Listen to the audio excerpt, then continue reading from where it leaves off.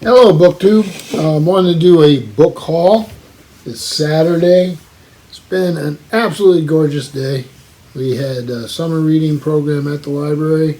The farmer's market had all the fire trucks out. There was a bike race through town. There was a police chief who's in charge of a group of three fellas, because we're in a small place, that was scrambling to make sure traffic was safe. There was what they call a frippery. It's like a yard sale almost, that the Historical Society does every year. They had some of our books left over from the book sale, our book sale, and then they had furniture and all sorts of wild stuff that comes out of these little places. So I was in the library for the children, and they got their prizes and their books and all that, and the drawing for the adults to get their stuff. And when I was done, and I'd had a few maple cookies, we went out, my wife and my boys, and we went out and hit a few thrift shops, which I haven't done in a while. A little overwhelmed with books in this place, but I did okay. So cheers. Get right to it. It's a very science fiction-y book haul. And I'm going to start, no, I'll put the best aside. We'll go in a different order here. Although these are all good. They were 25 cents a piece at Listen, which is a place, it's a charity shop, and they do a lot of good work. But everything is 25 cents, and I saw they had big gray bins everywhere that were full of books. So my suspicion is that the books are they're leftovers from library sales this summer. We're running into a problem with our library sales. It's actually threatening our library sales, is what to do with books that can't be sold. It's very expensive to get rid of them. And most of us don't have storage areas for them. So that's something to consider, keep in mind. I know at the frippery they're saying, take all you want and give a donation. And that's what we did at our library book sale, which helped us. But you could go out with an arm piled high with books, and if you're just giving us a couple bucks, we're happy. Because it pays for programming, or some of it. So anyway, enough with my rambling. The first thing I got was these two of them are Bean books, both by Ben Bova. Ben Bova was the editor, for you, those of you who are older like myself, Analog Science Fiction magazine, and then, not older still, but a long time ago there was a magazine called Omni, which was science fiction, science fact, big, glossy, gorgeous thing. If you find old copies of those, grab them. They might be worth your while. Some of the beautiful cover art, great writers that they paid. So, yeah, I'd like to have a pile of, if I ran into some of those in a thrift shop, I'd be thrilled. But anyhow, Ben Bova was the editor of both magazines. He's a hard science fiction writer. He, when I was living down in Naples, Florida, he was living there, and he donated a massive collection of science fiction to the local public library. So I would just go down and it was wonderful. Some of those leather bound, like I think Easton Press did a big science fiction library, and a few others, so it was wonderful. But I have two of his. This one here, they're both Bean books. I like these hardcovers. I've got Lois McMaster Bujold, David Drake, a few others in these editions, and I really like them. This is Mars Incorporated, the Billionaires Club, and this one came out and he's been writing for a long time. These are not early books for him. This came out in 2013. Art Thrasher is a man with a driving vision. send humans to Mars. Sort of sounds like Elon Musk, right? The government has utterly failed, but Thrasher has got the plan to accomplish such a feat. Form a club of billionaires to chip in $1 billion a year until the dream is accomplished. These men and women are tough cookies, addicted to a profitable bottom line, and disdainful of pie-in-the-sky dreamers who want to use their cash to make somebody else's dreams come true. But Thrasher is different from the other dreamers in an important regard. He's a billionaire himself. And doesn't that sound a little like Elon a little bit? I don't know. We'll see. Second one is Ben Bova Rescue Mode. Right here, great cover. Again, a Bean book, which I always look for. Tons of blurbs. If you want to read them, you can just stop your video there.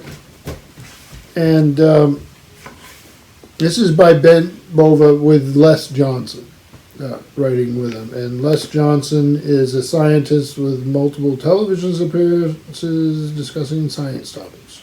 Okay. He was featured Interstellar Explorer in January 2013 issue of National Geographic magazine. Oh, that's pretty cool. So this one came out in 2014. The first human mission to Mars meets with disaster when a meteoroid strikes the spacecraft. The ship is too far from Earth to simply turn around and return home. The 8-person crew must ride the crippled ship to Mars while they desperately struggle to survive. So I love these kinds of books. I like Ben Bova. It's hard sci-fi. And yeah, it's something I'm looking forward to. So the next one here is an old science fiction book club volume. And it's C.J. Shera, who I really, really love her writing. And I wish I'd kept a lot of these old science fiction book club volumes. This one's Port Eternity. It came out, let's see when. There was a DAW book, so Donald A. Wollheim, which we've mentioned before on this channel. And it was 1982. And I want you to see the cover here because it's one of those full art things. I wonder if they give credit to... Jacket painting was by Gary Lasasso. I want to see who did this because I like the art on this too. I wonder if they give credit. This is Bob Eagleton. So a well-known illustrator. And I wonder if this one is the same. No. Stefan Martiniere. So very nice. Getting back to C.J. Shera, Port Eternity, the Maid of Astrolabe, and that's in italics because this is the ship name, a sleek, exquisitely beautiful luxury ship, is owned by the rich and slightly spoiled Della Kern, Kirn. For Della, the maid is a plaything, but for the tight-knit family of androids who run and serve on her, the maid is a beloved home. In order to live out her fantasy of a medieval lady in her court, Della has named the androids after characters in Tennyson's great epic of King Arthur in the Round Table, the idols or idylls of the king, depending on who you talk to. Elaine, the beautiful loyal maid. Vivian, the efficient keeper of the accounts. The handsome Lancelot, programmed to love Della. Wow, okay. And fated to wait out each of her habitually short affairs before he is called upon for comfort. Okay. And Percival, Lynette, Gawain, and Modred, the reliable crew of the ship. So we'll see where this goes. Didn't quite check that out before I read it online. The next thing was a David Hartwell. I love, when I started in science fiction, it was short stories. There was plenty of novels, but it was short stories. I used to have piles of analog, fantasy and science fiction, Omni magazine, which we just mentioned, Starlog magazine, later Isaac Asimov science fiction magazine. A lot of the stuff that we loved back then as science fiction fans were short stories. And the list of writers is a Hall of Fame list. And I'm trying to think if Worlds of If. Yeah, there was just all these. Some were reprint magazines, some were original. And David Hartwell was there during that time, and I've really appreciated how he edits. He's one of the editors of these anthologies that I enjoy. We just recently lost Gardner Dubois, who was always doing this sort of thing, and excuse me. And also remember Terry Carr and many others, but. I grabbed this one. It's a little later than when I used to read them. It's The Year's Best SF 17 by David G. Hartwell and Catherine Kramer as editors. Nice paperback. This came out in 19. Teach an old dog new tricks. 2012. And it's a Harper Voyager volume. But some of this, I was thrilled to find it. I always grab things like this. I would love to have all my old anthology. I used to have tons of them that would Science Fiction Book Club. Just get them every year. I wish I had them still. The contents are, obviously an introduction, but Ken MacLeod, the best science fiction of the year 3. Elizabeth Bear, Dolly, Ken Liu, Altogether Elsewhere, Vast Herds of Reindeer. So a reader, an author I need to read more of. Mercurio de Rivera, Tethered. Nettie Okafor, Wahala. Carl Schroeder, Laika's Ghost. Paul Park, Ragnarok. Charlie Jane Anders, 6 months, 3 days. Neil Gaiman and Weep Like Alexander. Judith Moffat, The Middle of Somewhere. Gregory Benford, Mercies. Madeline Ashby, The Education of Junior Number 12. Robert Reed, Our Candidate. Karen Hewler, Thick Water. Tony Ballantyne, The War Artist. Bruce Sterling, The Master of the Aviary. Pat McEwen, Home Sweet Biome. Michael Swanwick, here's a title for you. For I have lain me down on the stone of loneliness, and I'll not be back again. Gwyneth Jones, The Kai Anna. Nancy Kress, Elliot wrote. Genevieve Valentine, The Nearest Thing. Yoon Ha Lee, The Vector Alphabet of Interstellar Travel. And Carolyn Ives Gilman, The Ice Owl.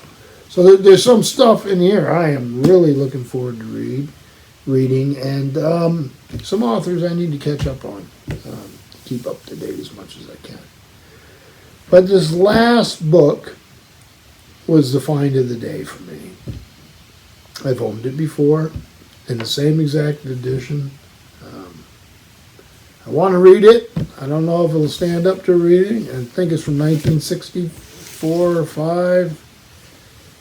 Let me find out here. If I can find out here. 1965. Okay. This is it.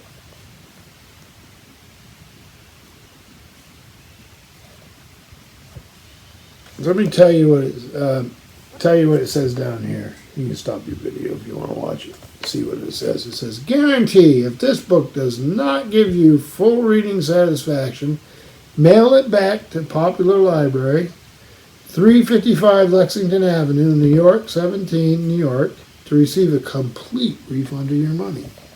Very nice. How much does this cost? 50 cents. Right there. So this is a 50 cents. It's from 1965. You can do the math how old this is. And it's edited by Damon Knight. And I used to love a lot of his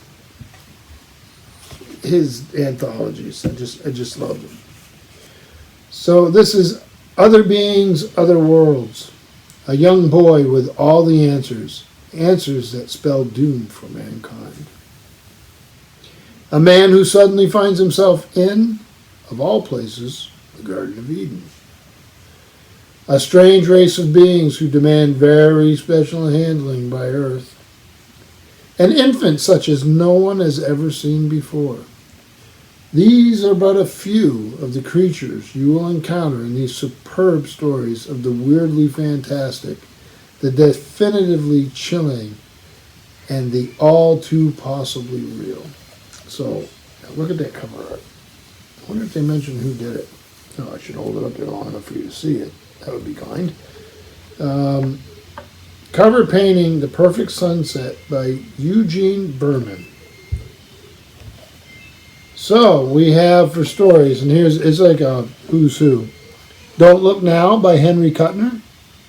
The Box by James Blish. Many of you will remember him as the person who wrote the popularization, the collection for the Star Trek episodes into books. The New Reality by Charles L. Harness. The Eternal Now by Murray Leinster. The Sky Was Full of Ships by Theodore Sturgeon. The Shape of Things, which gives us the title of the anthology, by Ray Bradbury.